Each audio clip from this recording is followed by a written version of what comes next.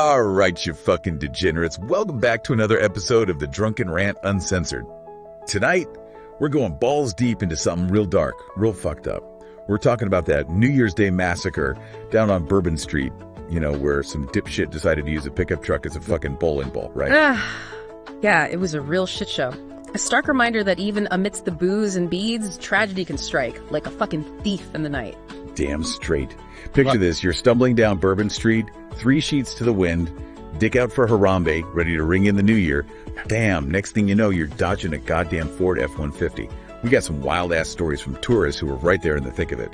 They're talking chaos, screams, blood, the whole 9 yards. 10 dead, 35 injured. That's a whole lot of bad juju, man. And here's the kicker. The security barriers, the ones supposed to stop this kind of shit. Malfunctioning? What the fuck? It's like the city was asking for it. Yeah, it's a serious lapse in security, especially with the Super Bowl right around the corner. Makes you wonder if New Orleans is ready for the big leagues. So let's talk about the asshole behind the wheel, this Shamsu Djabar dude. 42 years old from Texas, an army vet, for fuck's sake. You'd think a guy who fought for his country would have more respect for human life. Well, the FBI found an ISIS flag in his truck, so maybe his idea of respect got a little, twisted. So what we dealing with here? A lone wolf gone off the rails or a part of something bigger? The FBI seems to think he wasn't flying solo. They're digging deep, looking for accomplices, and they're even worried about the possibility of explosives planted around the French Quarter. So on top of this already fucked up situation, we got to worry about more bombs going off. Jesus Christ, this is some next level bullshit. It definitely highlights the challenges law enforcement faces in trying to stay one step ahead of these whack jobs. And get this, the truck he used was rented through Turo, you know, that car sharing app. Oh, for real? That's wild.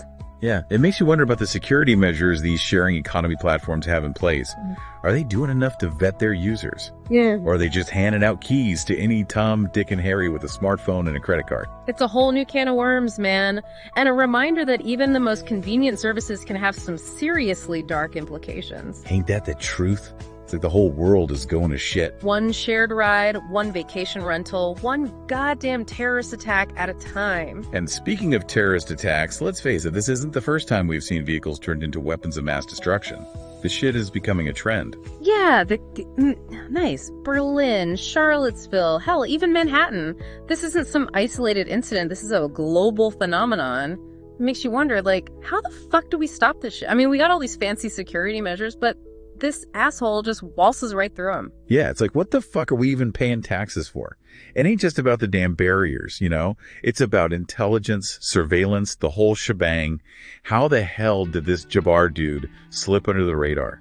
Was he on anyone's shit list? That's the million-dollar question the FBI is trying to answer. They're up in his shit, digging through his past, looking for any ties to these nut job terrorist groups, you know, trying to connect the dots. What about his online footprint? I mean, these days, everyone's leaving a goddamn trail of digital breadcrumbs. Was this fucker posting jihadi memes? Chatting with other ISIS-loving dipshits? That's all part of the puzzle they're piecing together. His computer, phone, social media, the whole 9 yards.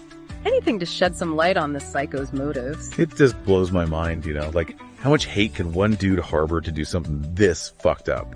New Orleans, it's all about good times, music, booze, titties, the whole goddamn party. And this asshole decides to rain on everyone's parade, literally. It's like he was trying to piss on the soul of the city, man. A real kick in the balls to everything that makes New Orleans special. And a grim reminder that no place is safe from these lunatics. And the fallout, man, it's going to be brutal. Tourism was already on life support after the pandemic, and now this. It's like kicking a man when he's already down. Absolutely. It'll take a hell of a lot more than beads and booze to recover from this shit.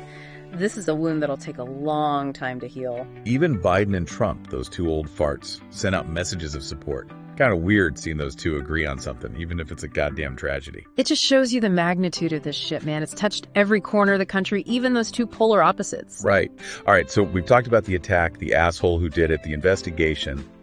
But let's not forget about the victims, man. 10 people gone, just like that. And dozens more, scarred for life. Their families are living in a nightmare. Yeah, it's heavy shit. It's easy to get caught up in the details, but we gotta remember the human cost. Those folks, their lives are shattered. It's heartbreaking. And the first responders, man, those guys deserve a fucking medal. They're the ones who got to deal with the aftermath, the blood, the guts, the screams. It's a goddamn war zone. Those are the real heroes, man. Running towards the danger when everyone else is running away. They deserve all the respect in the world. So where do we go from here? What the fuck do we do to prevent another bloodbath like this?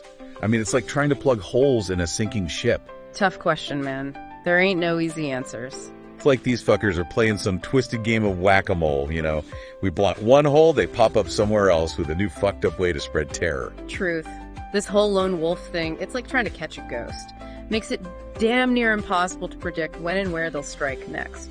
And the worst part is, these assholes don't need no fancy training camps anymore. They just stew in their own hate, cooking up their crazy shit online, radicalizing themselves in their parents' basements. Yeah, the internet's a double-edged sword, man. It's connected the world in ways we never imagined, but it's also given these extremists a global platform to spew their bullshit and recruit vulnerable souls. It's a goddamn nightmare. Yeah. But going back to the Turo thing for a sec, I'm still tripping over the fact that he rented the damn truck through an app. It's just so fucking casual, like ordering takeout or something. Right. It does make you question how these peer-to-peer platforms are screening their users, man. Are they doing enough to weed out the bad apples? Or are they just rolling the dice and hoping for the best? I mean, is there some kind of algorithm they could use, you know, like that Minority Report shit, flagging potential terrorists based on their online activity or something? That's a slippery slope, man. It's a tough balance between security and privacy. And who's to say what constitutes suspicious activity, right? It's a real ethical quagmire. Yeah, true. It's a fucking mess, that's for sure.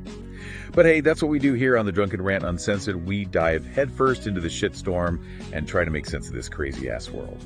We shine a light on the dark corners, man. Get people talking, thinking, questioning. So, bottom line, what the hell did we learn from this whole Bourbon Street bloodbath? What's the fucking takeaway here? I guess it's a wake-up call, man. These threats are constantly evolving, and we gotta adapt. We gotta be vigilant, aware of our surroundings, and understand the forces that drive these acts of violence. And on a personal level, I don't know, it just makes you realize that shit can go sideways in a heartbeat, you know?